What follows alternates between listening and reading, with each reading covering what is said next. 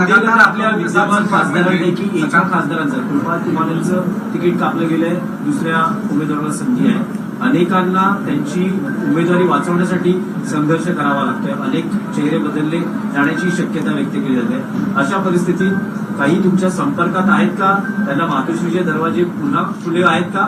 किंवा भविष्य काळात हा जो अनुभव आहे तो पाहता मातोश्री पुन्हा हा जो अनुभव पाहता जो हा शब्द तो महत्वाचा आहे. प्रत्येकाने आपापला अनुभव घ्यायची आवश्यकता असते. शेवटी अनुभवासारखा उत्तम गुरु नसतो.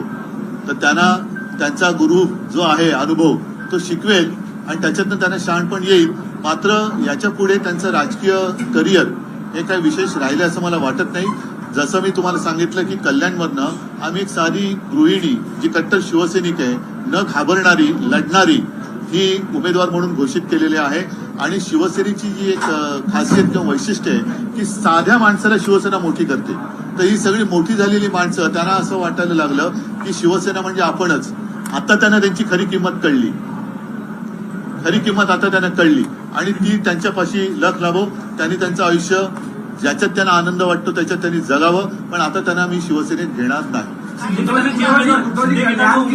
अनाउंस कर दी, लेकिन जिस तरीके से बहुत सीएम ने वहाँ मेहनत की, लगातार वहाँ संपर्क, अभी तक कल्याण की सीट वो अनाउंस नहीं कर पा रहे हैं. वो क्या डर है? क्या उद्धव ठाकरे तो आपको क्या लगता है कि उनकी सीट भी मैं जाहीर करूं?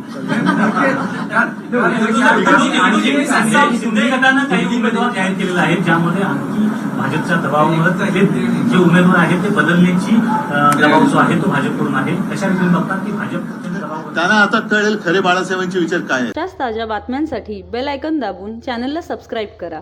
धन्यवाद.